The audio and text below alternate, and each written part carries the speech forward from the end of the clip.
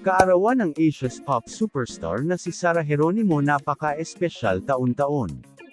Hello mga ka-popsters, ang aming channel ay nag-a-upload ng mga latest, trending at iba pang updates tungkol kay Sarah Geronimo. Kung gusto mong nakakapanood nito, please consider to subscribe upang mas updated ka sa mga bago naming videos.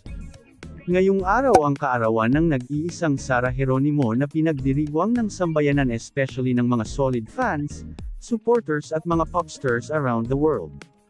2 dekada na nating kasama magdiwang ng kanyang kaarawan si Sarah Geronimo at ngayon ay kasama na din si Matteo Guidicelli as her husband. Dahil number 1 endorser si Sarah Geronimo, madaming brands, company and online entertainment company ang bumati sa kaarawan ng Asia's superstar. Ilan sa mga ito ay ang Bello Medical Group, Colgate Philippines, Personal Collection, Sun Life, Hyundai PH, SMDC, BDO Family, Jeepney TV, Pika Pika PH, Viva Records Family, Viva Agency Company at G Production Company at madami pang iba. Ayon sa source, bilang selebrasyon ng kanyang kaarawan ay gagawa si Sarah Geronimo ng birthday concert for ACOS dahil sa mga nasalanta ng bagyo. Kasama nito sa benefit concert si Matteo Guidicelli.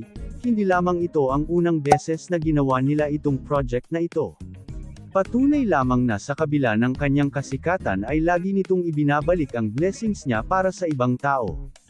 Samantala, malapit na ang kanyang concert sa Australia kasama si Bamboo ngayong August 9 and 11.